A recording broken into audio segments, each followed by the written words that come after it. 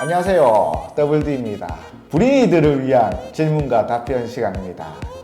오늘도 어김없이 할타님과 함께 여러분들의 질문, 답변을 드리도록 하겠습니다. 할타님 모셨습니다. 더블디님, 예. 모신 게 아니고 저 여기 있다니까. 예. 불인이들 질문과 답변하기 전에 공지사항이 있습니다. 저희가 드디어 9,900 점점점 구독자가 드디어 10,000명 가까이 다가왔습니다. 자축 10,000명이 이제 눈앞에 있는데 뭔가 이벤트는 또 하고 싶고 할타님과 상의한 결과 많은 분들이 오프라인 모임을 가지는 게 어떠냐라고 많이 물어보셨어요. 그래서 예전에 저희가 1차, 2차로 두 번 했었죠. 오프라인 모임을 가지고 여러 가지 할타님 이야기도 듣고 이랬는데 이제 코로나도 완전히 끝났고 모여도 되는 시기이고 그리고 저희가 좋은 공간이 생겼기 때문에 여러분들과 함께 오프라인 모임을 한번 가져볼까 하거든요. 그 자세한 내용은 할타님께서 또 설명해 주십시오. 저희가 지금 말씀을 드리는 게 감이 없어. 감이 없어. 많이 오실지 또는 안 오실지. 왜냐하면 지금 부동산 분위기가 아직까지는 많이 죽어 있기 때문에 그렇죠. 과연 오실까 안 오실까 이게 궁금해서 먼저 우리 한번 여쭙고자 오실 건지 한번 여쭙고자 쓰는 건데 작년에도 했지만 이제 모임을 하면서 한 3시간 정도 주말을 통해서 토요일 또는 일요일에 주말에 한 3시간 정도 할 예정이고 여러분들과 함께 모여서 제가 할타님 이야기가 거의 주죠. 그렇죠. 주제는 부동산 투자죠. 투자인데 작년에도 그랬지만 오시면은 한 3시간 동안 계시다 가면 자, 재개발 투자가 뭐다? 막막하신 분들 있잖아. 재개발 투자를 하고 싶은데 용어도 복잡하고 뭐가 뭔지 모르겠고 어떻게 투자해야 될지도 모르겠고 큰 돈 들어가는데 그렇죠, 선뜻도 아무것도 모르는 상태에 들어가기가 어렵죠. 그렇습니다. 그래서 이제 제가 작년에도 그랬지만 이제 요거 짧은 시간 동안 다 알 수 있게 쉽게 조금 재미있게 그렇게 할 예정이고 그다음 덧붙여서 지금 현재 부산 부동산 상황이라든지 그리고 앞으로 또 어떻게 될 건지 내년이죠. 그런 거라 어떤 식으로 또 투자 방향을 또 잡아야 할지 그렇죠. 내가 뭐 돈이 작게 있는데 어떻게 해야 될지 또 돈은 많은데 뭘 해야 될지 그런 거 케이스별로 해서 좀 다양하게 준비를 했거든요. 제가 지금 이 영상에 고정 댓글에 설문지를 링크해 두겠습니다. 여러분들 그거 클릭하셔가지고 혹시 참석하실 분들만 설문지 조사만 간단하게 아주 뭐 할지 안 할지 여부만 확인을 할 테니까 여러분들 한번 관심 있는 분들은 설문지 조사를 좀 부탁드리겠습니다. 그래야지 저희가 어느 정도 인원이 돼야지 요거를 그렇습니다. 모이니까 오프라인 모임을 할 테니까 그거 꼭 좀 참석해 주시면 감사하겠습니다. 할타님 그러면 작년에 우리 참석하신 분들이 또 있어요. 1차, 2차 강의에 참석하신 분들이 있는데 뭐 같은 내용일 수도 있는데 그분들 참석해도 괜찮습니까? 더블디님 작년에 제가 강의했던 내용 다 날라갔습니다. 머릿속에서 다 날라간다? 자료가 다 날라갔어요. 자료가 날라갔다. 자료가 다 날라갔거든요. 그럼 새로 만들었어요? 새로 만들어야 됩니다. 만들어야 돼요. 지금 오신다는 분들이 많으면 열심히 만들어야 돼. 열심히 만들어야 돼서 내용이 좀 새로운 게 좀 많을 겁니다. 그리고 또 부동산 시장도 또 많이 또 바뀌었기 때문에 내용도 새로운 게 많을 거고 또 중복된 내용도 있을 거고 재개발에 대한 재개발이 뭐 기초는 똑같으니까 기초 지식이라든지 이것만 재개발 투자할 때 이것만 알아야 된다든지 뭐 그런 여러 가지들은 비슷할 거고 대신 또 새로운 내용이나 뭐 그런 것도 있을 거고 해서 오셔도 상관은 없는데 뭐 굳이 또 꼭 와야 된다 그런 것도 아니고 그래서 관심이 있는 분들은 그렇습니다. 한 번 들었고 두 번 듣고 우리 방송 늘 똑같은 이야기 많이 하는데 지식을 쌓고 싶은 분들은 참석을 클릭해 주시면 됩니다. 거기 작년에 1차에 참석했던 분이 2차도 오셨거든. 맞아요. 똑같은 내용인데도 참석하지 말라 했는데 똑같다고 하지 말라 했는데도 또 오셨거든. 한 번 더 듣고 싶다 해서 오신 분들도 있습니다. 그렇습니다. 자, 어쨌든 그렇게 준비를 할 테니까 여러분들이 혹시 참석하고 싶다, 관심이 있다 이런 분들은 클릭해가지고 수요 조사에 좀 참석을 해주시면 저희가 이 정도면 해도 되겠다 라는 자신감을 얻고 그 오프라인 날짜 정해가지고 여러분들한테 공지를 또 하겠습니다. 여기까지 공지사항 전달했고요. 계속해서 Q&A 내용 가겠습니다. 그럼 내 또 할다 또 해야 돼? 질문 보겠습니다. 제가 1년 반 전에 매수를 했었는데 조정구역 시기였습니다. 실거주는 하지 않았는데 이거 팔고 다른 아파트를 실거주로 매수하고 싶은데 팔아도 괜찮나요? 물론 제가 매수가 떨어져도 매도할 때 세금을 내야 하나요? 라고 물어보시네요.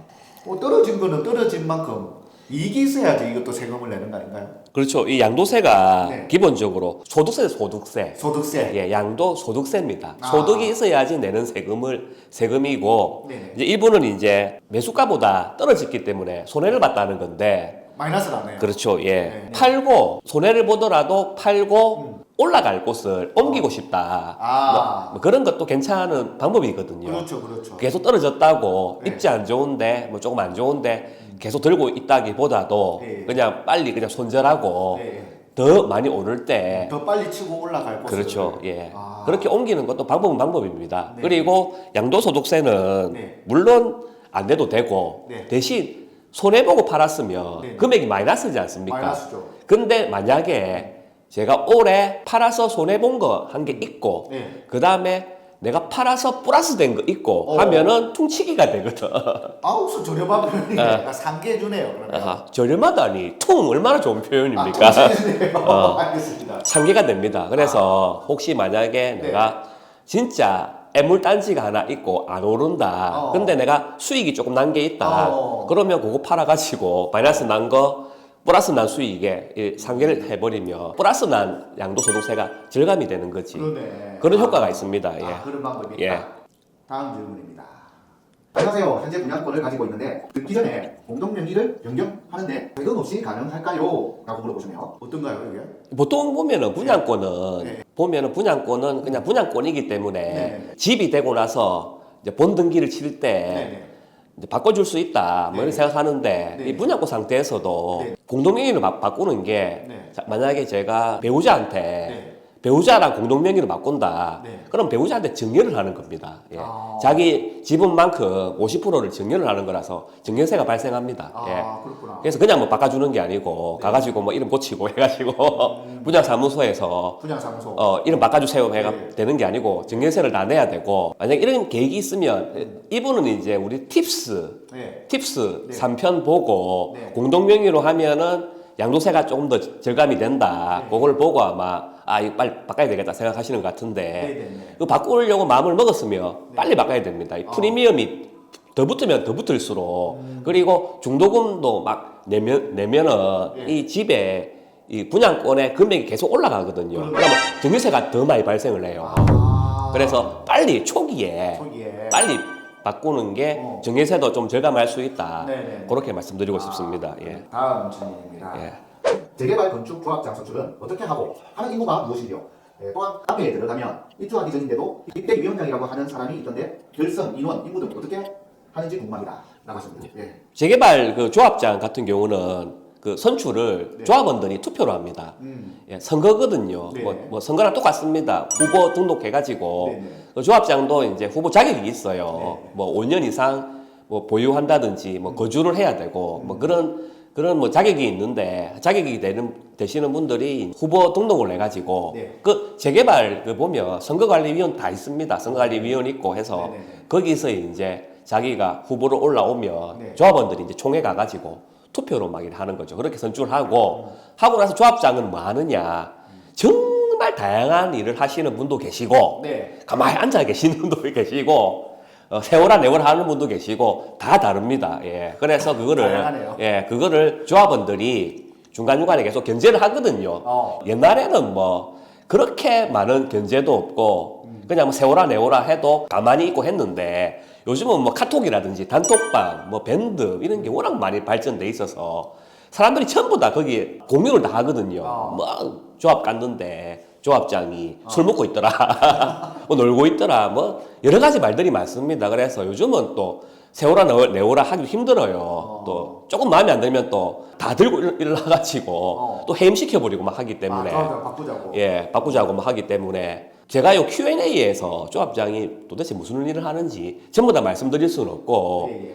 그냥 뭐 하여튼 엄청 다양한 업무가 있거든요. 그렇죠. 있는데 보통 보면 또 정비업체가 있어요. 네네. 이런 그분들이 많이 하시지 정비업체가 많이 하고 네. 조합장님은 결제하고 막 그런 걸 주로 하시는데 그렇죠. 직접 업무를 챙기시는 조합장님도 계시고 또 가만히 앉아있는 조합장도 계신다. 정비업체에서 하라고 이거 하면 됩니다. 라면 보고 검토하는 거죠. 검토하고 도장 찍고 막 하는 건데. 잘하는 분들은 요거 조목조목 따지고. 조목조목 따지고 현장도 가보고 정말 잘하고 있는지도 보고 계약서 조항 하나하나 다 따지고 뭐 그런 분도 계시고 그냥 뭐 이거 도장 찍으십시오 하면 도장만 찍는 조합장도 계시고 다양하다. 그거를 이제 말씀드리고 싶습니다. 그 입주하기 전에 입대위원장 말하는데 제가 보니까 이게 임해업인 것 같아. 보통 이제 입주하기 전에 일반 분양자들 대상으로 해서 임해업이라는 게 결성이 되거든요. 거기서 이제 입대가 아니고 뭐고 입주하기 전에 그분들이 이제 카페나 여러 가지 단체를 또 자선 단체죠. 그걸 만들어서 위임장을 받아요. 일반 분양자들한테 위임장을 좀 적어달라. 당신 그 분양 계약한 거를 분양 계약서랑 그런 거를 보내서 위임을 해달라 해서 위임장을 모아. 그러면 위임장이 뭐 몇 프로 이상 거치면 그 입대위가 권한이 또 생기거든요. 그래서 이제 조합 가가지고 특화해달라, 고급화해달라, 푸시하기도 하고, 그리고 뭐 시공사에다가 직접 이야기하기도 하고, 뭐 그런 역할도 하고, 여러 가지 역할을 합니다, 그런 분들이. 그런데 조심해야 될 게 업자들도 굉장히 많아요. 심지어는 정말 깜짝 놀랄 얘기인데, 심지어는 분양권 없는 사람도 입대위원장, 임해업 회장하는 사람도 있습니다. 어떻게 업자들이지. 어떻게 모르고 그렇게 자기가 결성을 하니까 만들어버리지, 바로. 자기는 대장이니까 자기한테 분양권 보자 소리 안 하잖아. 그거 하려면 그럼 자격 있는지 진짜 확인해 봐야겠다. 근데 그 모르지. 회장님이 자격 있습니까? 얘기할 수 있어요, 또 본인이. 당연히 해야지. 사람들은 당연히 자격 있는 줄 알지, 당연히. 당연히 워낙 당연하니까. 그렇죠. 예. 그러니까 그런 경우도 있다는 걸 말씀드리는 겁니다. 그렇죠. 예. 그래서 나중에 입주할 때 공동구매한다. 그런 거에 열을 올리거든. 맞아. 공동구매, 박람회 이런 거 몇 차례씩 하면서 대단지 같은 경우는 세대수가 엄청 많기 때문에 그 수익이 장난 아니거든요. 갑자기 스타벅스 몇 잔 돌리고 막 그런 경우도 있습니다. 그게 다 나쁜 건 아니지만 잘하는 분들도 있다. 맞습니다. 다음 질문입니다. 하이스트라다무스님. 와, 이분은 우리 찐 구독자일 것 같아요. 옛날부터 보셨나 봐요. 동네 먹대 시그니처 분양가로 말이 많던데 분양 예정인 양정 3구역은 분양가가 어찌 될까요? 광안 2구역도 진행 상황 궁금합니다. 청약 가점이 애매해서 고분양가 청약을 기다려야 할지 내년쯤 기축으로 내 집 마련해야 할지 고민이 분위기입니다. 팔자님 모자이크에도 신뢰 100%입니다. 어떻게 생각하십니까? 요즘 분양가가 장난 아니죠, 사실. 장난 아닙니다, 진짜. 동네 롯데 이것도 저도 사실 예상외로 진짜 높은 금액에 이렇게 분양을 했는데 깜짝 놀랐습니다. 어저께죠. 촬영 기준으로 어저께 특공 접수를 했는데 맞아요. 84 타입 같은 경우는 또 마감이 됐어. 또 청약을 하더라고. 특공을 또 거기에 써요. 저는 살짝 좀 의아했는데 야, 이 가격에도 역시 이 신축을 사람들이 이 신축을 선호하는 게 굉장히 크다. 그리고 분양권 같은 경우는 사실 분양가가 9억이라도 9천만 원만 내면은 계약을 할 수 있기 때문에 좀 약간 좀 가벼운 마음으로 이렇게 계약을 하거든요. 계약을 치는데 그만큼 일단 분양가는 많이 오르고 올랐습니다. 올랐고 그리고 앞으로도 계속 오를 건데 지금 광안 2구역 같은 경우나 양정 3구역 같은 경우나 둘 다 입지가 좀 괜찮은 편이지 않습니까? 괜찮은 편이기 때문에 여기도 높은 분양가가 예상되는데 저도 궁금한 게 분양가를 무한정 높일 수는 없거든요. 허그 보증을 받아야 돼요. 허그 같다고 조정하잖아요. 허그가 분양가가 너무 높으면 보증을 안 해주거든요. 그래서 무작정 높일 수는 없어. 그래서 이제 그런 변수가 있는데 만약에 근데 분양가가 허그 때문에 예를 들어서 2천만 원에 분양하고 싶은데 허그가 1,600만 원, 1,700만 원에 분양해라. 그렇게 해서 2천만 원 분양할 거를 1,600만 원, 1,700만 원에 분양을 했다. 그러면 싸지 않습니까? 사람들이 싸네? 해서 엄청 몰릴 거거든요. 그러면 또 당첨되기가 힘들어. 경쟁률이 엄청나겠네. 그럼 또 당첨되기 힘들어. 그런데 만약에 또 분양가가 굉장히 또 높아. 그러면 또 부담스러워. 너무 부담스럽지. 이러지도 저러지도 못하는 그런 상황이 펼쳐질 수도 있다. 그리고 고분양가로 분양을 했지만 네. 시간이 지나면 네네. 사람들이 또 적응을 하거든. 아, 그렇죠. 지금 그 최근에 아까 또 얘기했지만 동네 롯데 시그니처 같은 경우는 이 분양가에도 청약을 하는 사람들이 있다는 거죠. 그렇죠. 그리고 계약을 치는 사람도 있을 겁니다. 예. 그렇게 이제 또 시간이 지나면 또 적응을 하고 그렇죠. 그렇게 되기 때문에 계속 앞으로 분양가는 높아질 수밖에 없다. 말씀을 드리고 싶고, 그리고 만약에 제가 정말 새 아파트를 입주하고 싶다. 이분도 이제 계속 청약을 기다리고 있는 상황이고, 그렇죠. 맞죠? 이 질문 보면은 청약을 기다려야 될지 어떻게 해야 될지 고민인 상황인데, 이렇게 제가 말씀드린 것처럼 분양가가 높으면 부담스럽고, 낮으면 확 몰리고, 막 그런, 입지 좋은데 분양가가 낮으면 또 몰리지 않습니까? 그렇죠, 그렇죠. 그렇게 되면 당첨되기 힘들기 때문에 말씀드리는 게, 마침 또 방금 또 상담하신 분도 이 고민으로 오셨는데 이미 분양한 단지들 보면 아직까지 프리미엄이 저렴한 데가 있거든요. 그렇죠. 예, 그런 데를 차라리 사는 게 낫다. 왜냐하면 분양을 1년 이상 전에 했기 때문에 네네. 그 당시에는 분양가가 조금 낮아. 근데 지금 부동산 또 사정이 안 좋기 때문에 맞아요. 피도 그렇게 많이 안 붙었어. 네. 그런 데를 한번 검색해 보시고 네. 딱 구입해서 네. 들고 있는 게 더 낫지 않냐.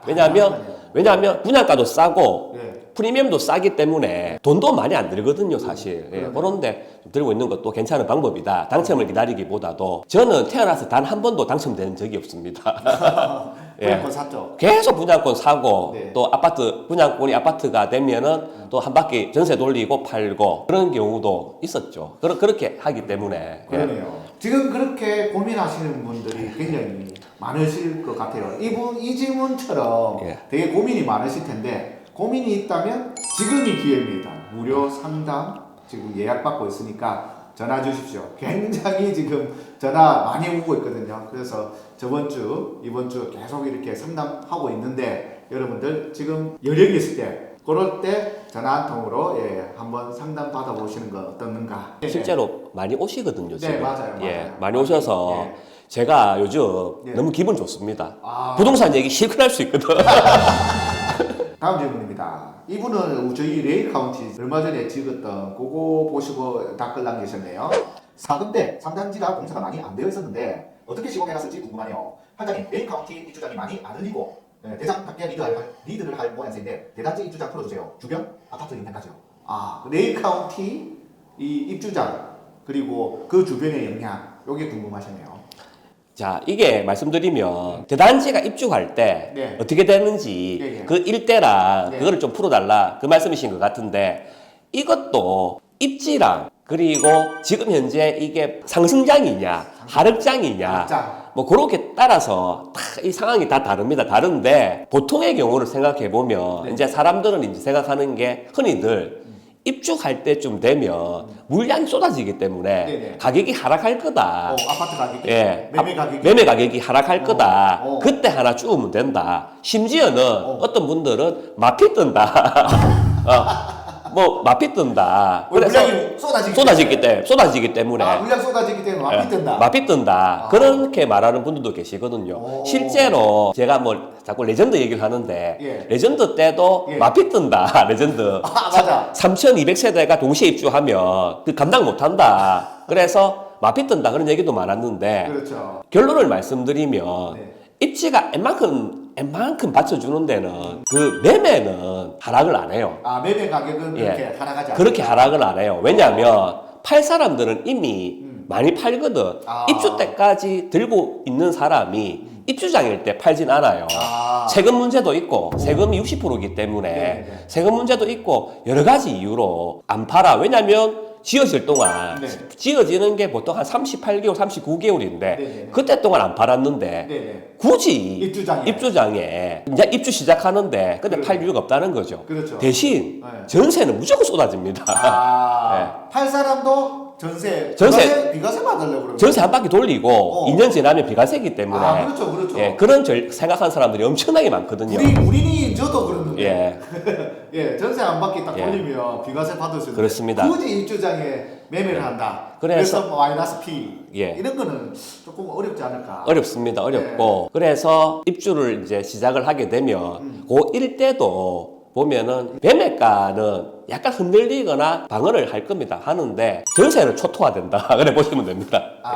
대단지 경우에는 어쩔 수 없네요. 물량이 무조건 쏟아지기 때문에 전세는 많이 떨어지죠. 많이 떨어지고 그 일대도 영향을 받을 수밖에 없는데 대신 전세도 이제 입주가 끝나고 시간이 좀 지나면 어느 정도 장만 조금만 맞춰줘도 또 다 정리가 되거든요. 빨리 정리가 되더라고요. 저한테 의외로 많은 분들이 물어보시는 게 4,000세대가 넘는데 그리고 지금 전세가 지금 막 1,000개 넘게 쏟아졌는데 이게 언제 소화 다 되겠냐? 소화는 되냐? 그렇게 이제 물어보시는 분이 의외로 많은데 소화는 다 됩니다. 그게 소화는 다 돼요. 그렇죠. 그렇게 이제 말씀을 드리고 싶습니다. 그러네요. 자, 답변 드리고요. 다음 질문입니다. 부산의 재개발 구역 중에 주목은 어떻게 보세요? 촉진, 해운대는 뷰가 좋고 잘된 곳이 많아서 좋은 것 같은데 범천 1-1구역 같은 곳은 입지는 좋은데 어떻게 보시는지 궁금합니다. 이것도 제가 답변을 드려야 될까 말아야 될까 고민했는데 구역을 떠나서 제가 답변을 드리겠습니다. 구역을 떠나서? 구역을 떠나서 답변을 드리면 구역이 있는데 어떤 데는 그냥 일반 아파트고 어떤 데는 또 주복이고 막 그런 경우가 있지 않습니까? 그렇죠. 예전에는 이 주복이 일반 아파트보다 인기가 훨씬 없었거든요. 그러네요. 왜냐하면 평수 대비해서 좁다 그런 이야기가 엄청 많았지 않습니까? 맞아요. 40평으로 알고 갔는데 분명히 40평인데 가보면 이 84 타입보다 더 작아 보여. 그런 경우도 많았는데 요즘 주복은 또 뭐 3세대 뭐 그런 얘기를 많이 하거든요. 3세대 주복이다 뭐 그런 얘기를 많이 하는데 그래서 넓게 나옵니다. 요즘은 아파트 못지않게 구조를 잘 빼거든요. 맞아요. 그래서 주복이라서 가격이 떨어진다 안 좋다 그런 건 없고 입지가 중요하다. 입지가 중요하다. 첫째도 입지, 둘째도 입지. 셋째도? 저는 항상 입지 매니아입니다. 그래서 입지에 따라서 이게 평가가 다르다. 주복이냐 아파트냐 그것보다도 입지로 평가하는 게 훨씬 낫다. 그렇게 말씀을 드리고 싶습니다. 다음 질문 넘어가겠습니다. 단락 1 재건축 유치원이 해결되지 않아 진행이 더딘 것 같은데요. 1. 유치원이 재건축 이후 받기로 한 교육시설 부지를 창업 용지로 용도 변경이 가능한 얘기인지요. 2. 유치원이 비켜주는 대가로 높은 합의금을 요구할 시 들어줄 수밖에 없는지요. 지주택도 아닌 재건축인데 일명 알박기를 신청하면 강제 집행이 가능한지 아닌지 궁금합니다. 유치원하고 좀 다투는 그런 내용인데. 할트님 아시는가요? 요 이제 여기가 뭐 재개발도 그렇고 재건축도 그렇고 부지 안에 재개발과 비슷할 겁니다. 비슷할 거라는 가정하에 말씀을 드리면 이 구역 안에 재건축이나 재개발이나 이게 다 그 도정법에 의해서 도정법으로 정비를 하는 거거든요. 그래서 뭐 이 지주택이라 뭐 다른 데랑 좀 개념이 달라요. 이게 공익 사업으로 치기 때문에 수용을 할 수가 있거든 사실. 부지 안에 건물들을 다 수용을 하는데 보통 이제 알박기 하는 게 협의를 하지 않습니까? 그렇죠. 보통 이제 만약 유치원이 있다 그러면은 뭐 협의를 할 겁니다. 협의를 해가지고 그 부지만큼. 그러니까 뭐 아파트를 달라 하든지 안 그러면 그 아파트를 짓고 나서 유치원을 하나 새로 지어 달라 하든지 유치원을 새로 지어 달라 하든지 여러 가지 협의가 있네. 협의를 하거든요. 협의를 하는데 만약에 유치원이나 뭐 자꾸 유치원 그러는데 유치원 말고 뭐 다른 뭐 종교시설이나 여러 가지 시설들이 과도한 합의금을 요구한다. 그러면 그거를 다 줘도 되고 조합원들끼리 총회 거쳐가 요거 주고 빨리 아파트 짓자 할 수도 있고 너무 과도한 거를 요구한다. 그러면 결국 이제 그 소송을 하는 건데 소송하기 전에 그 지토위 뭐 중토위 그런 거 있거든요. 지방토지위원회, 중앙토지위원회 막 그런 게 있어. 그 수용을 하는 거거든요. 그 토지 수용위원회야. 그런 데서 감평을 받아가지고 그 돈을 이 감평 금액이 나왔으니까 당신들 유치원에 이 정도 가치가 나왔으니까 요거 받고 나가라. 그렇게 하는데 협의가 안 되지 않습니까? 그러면 다시 뭐 중토위 올라가가 다시 한 번 더 감통하고 그것도 마음에 안 든다. 그러면 행정 소송도 하고 결국 그런 과정을 거치면서 조합이 이제 정당하게 사업을 밟아 나갔으면 그 유치원이나 그 집이 그리고 수용이 되거든요. 이거는 공공사업이니까 그 단계를 거치면 수용이 돼. 그러면 그 유치원이 조합으로 재건축 조합으로 명의가 변경됩니다. 등기부등본 때 보면 소유주가 무슨 조합으로 돼 있어요. 그렇구나. 그러면 이 유치원은 결국 수용이 돼서 명의도 뺏겼기 때문에 그 감평 금액만큼 돈을 받고 나가야 돼. 근데 본인은 더 받고 싶잖아. 예를 들어서 감평이 뭐 한 5억 나왔는데 50억 달라. 그런데도 있거든요. 그렇죠. 있으니까 50억 완전 못 나가겠다. 이미 명의는 다 넘어왔어, 조합으로. 근데 안 나가고 있어.